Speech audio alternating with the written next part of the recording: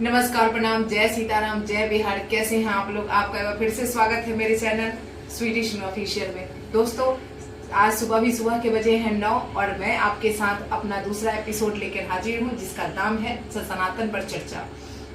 दोस्तों, जैसा कि हमने कल चर्चा किया था कि सुंदरकांड में जो पहला जो श्लोक है वो हमें क्या कहता है, वो हमें क्या सिखाता है, और इसी कड़ी में सुबह 9 बजे, जैसे मैंने आपसे प्रॉमिस किया था कि रोज सुबह में 9 बजे और रात को 9 बजे मेरी वीडियोज आएंगी, और इस वीडियोज के माध्यम से मैं सारे धार्मिक पुस्तकों को कवर कराने की और बहुत ही ईजी वे में आपको समझाने की कोशिश करूंगी। तो दोस्तों, आज ही हमारा दूसरा एपिसोड है और सुबह के बज रहे हैं 9 और आपका फिर से मैं स्वागत करती हूँ अपने चैनल स्वीटिश ऑफिशियल में। तो बने रहिए दोस्तों मेरे साथ। और आज हम लोग गुरु जी, बाबा हनुमान जी और सीताराम जी को प्रणाम करते हुए, गणेश भगवान को प्रणाम करते हुए, सावन का जो तीसरा सावन का बुधवार है ये, तो इसीलिए हर हर महादेव का नारा लगाते हुए अपने वीडियो को स्टार्ट करते हैं और शुरू करते हैं सुंदरकांड का दूसरा श्लोक। दोस्तों, इस श्लोक में जिसमें हम लोग पहले पढ़ा था कि कैसे शिव जी जो हैं वो आपको राम जी के गुणों का बखान करते हैं कि राम क्या हैं, राम जी जो हैं उनका जो प्रमुख गुण है वो क्या है। और इसी कड़ी में हमारा दूसरा जो श्लोक है वो ये है। सबसे पहले श्री गणेशाय नमः, श्री जानकी बल्लभो विजयते, श्री रामचरितमानस पंचम सोपान, श्री सुंदरकांड प्रारंभ। दोस्तों, इस कड़ी में जो दूसरा श्लोक है वो है नाना स्मृता रघुपते हृदय समदीये, सत्यम वदामि च भामानि खलिरात्मा, भक्तिं परिचयं रघुबरं निर्वरामे, कामादि दोष रहितं कुरु मानसं च। इसमें शिव जी कहते हैं कि हे रघुनाथ जी यानी हे राम जी, मैं सच कहता हूँ कि फिर में आप सबके अंतरात्मा ही हैं, मेरे हृदय में दूसरी कोई इच्छा नहीं है। हे रघुकुल श्रेष्ठ, मुझे अपनी निर्भरा यानी कि पूर्ण भक्ति दीजिए और मेरे मन को काम आदि दोषों से रहित कीजिए। दोस्तों, इसका सिंपल भावार्थ अगर देखें तो इसमें जो है, इसमें शिव जी राम जी से कहते हैं कि हे परम पिता परमेश्वर, आप तो सब जानते हैं, आप सबके मन में बसे हुए हैं। लोग जो कहते हैं कि प्रत्येक व्यक्ति के अंदर भगवान है, वो इसी धारणा को पुष्ट करते हैं। शिव जी कहते हैं कि हे परम पिता परमेश्वर, आप तो सभी में हैं, सभी में वास करते हैं। आप जानते हैं कि मेरे हृदय में दूसरी कोई इच्छा नहीं है, सिर्फ एकमात्र इच्छा है कि हे रघुकुल श्रेष्ठ, आप अपनी पूर्ण भक्ति, निर्भरा भक्ति का मतलब होता है कि पूर्ण भक्ति, मैं आप में तल्लीन हो जाऊं, ऐसी भक्ति मुझे दीजिए। और मेरे मन में जो काम दोष है, जितने भी चीजों की लालसा है, जितनी भी चीजों की इच्छा है, वो सारी समाप्त हो जाए और मैं पूर्ण रूप से आपको समर्पित हो जाऊं। ये सुंदरकांड का दूसरा श्लोक आपको कहता है। दोस्तों, अब हम तीसरे श्लोक पे चलते हैं और मुझे लगता है यहाँ तक आपको ये श्लोक क्लियर हो गया होगा। हमारा तीसरा श्लोक कहता है अतुलित बलधामं हेम शैलाभुदेहं, दनुजवन कृशानं ज्ञानीनां गगन्यं, सकल गुण निधानं वानरामुधीशं,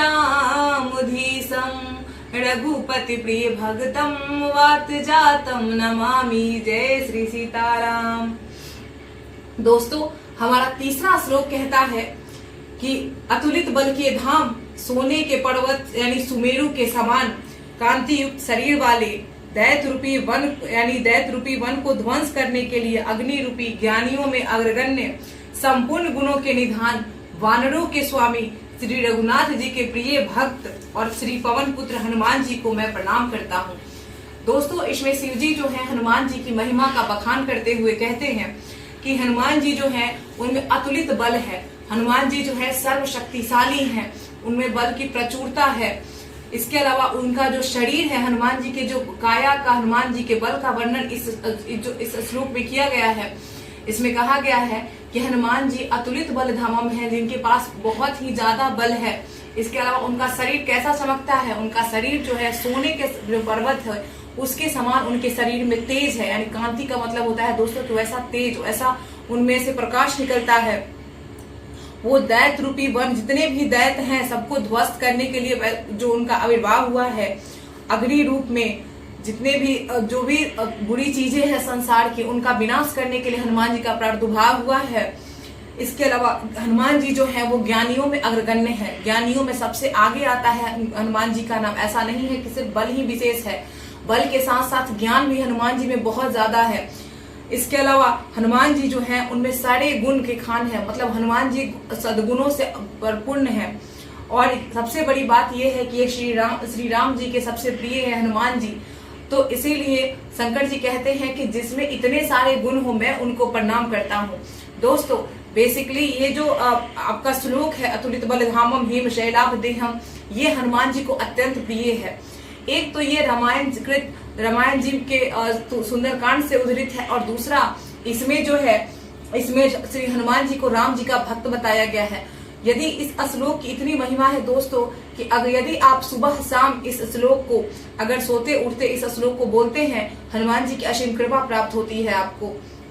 हनुमान जी के समान ही आप में बल का, बुद्धि का, सभी का विकास होता है, आप में सद्गुणों का विकास होता है, और आपके दुर्गुण जो है स्वयं धीरे धीरे करके आपसे दूर होते जाते हैं। दोस्तों इसके अलावा आज हम एक दो दोहा को भी इसमें से देखने की कोशिश करेंगे। अब यहाँ तक कथा होती है, यहाँ राम जी की, हनुमान जी की जो है वो आपको गुणों के बारे में, जो है काया के बारे में शिव जी बखान करते हैं। अब आगे चलते हैं, हनुमान जी जाते हैं लंका, और उसके बाद क्या होता है, कथा आगे बढ़ती है। होता है कि पहला दोहा है इसमें, जामवंत के बचन सुहाए, सुनु हनुमंत हृदय अति भाए, तब लगी मोहि पड़ख्यो तुम भाई, सहित दुख कंद मूल फल खाही। जामवंत जी का वचन जब सुनते हैं, जामवंत जी जब किष्किंधा कांड में हनुमान जी को कहते हैं कि हे हनुमान जी, आप तो इतने बल के धाम हैं, आप तो पवन तनय हैं, आप तो पवन के पुत्र हैं, तो क्या आप क्यों चुप्पी साधे हुए हैं? ये राम जी का कार्य है और आपको ये करना है, आप अभी तक चुप्पी साधे क्यों हुए हैं? इस पर हनुमान जी जो है वो बहुत आवेश में आते हैं, उनको अपनी शक्तियां याद आ जाती हैं, और हनुमान जी जो है राम जी का कार्य करने के लिए लंका जाने को तैयार हो जाते हैं।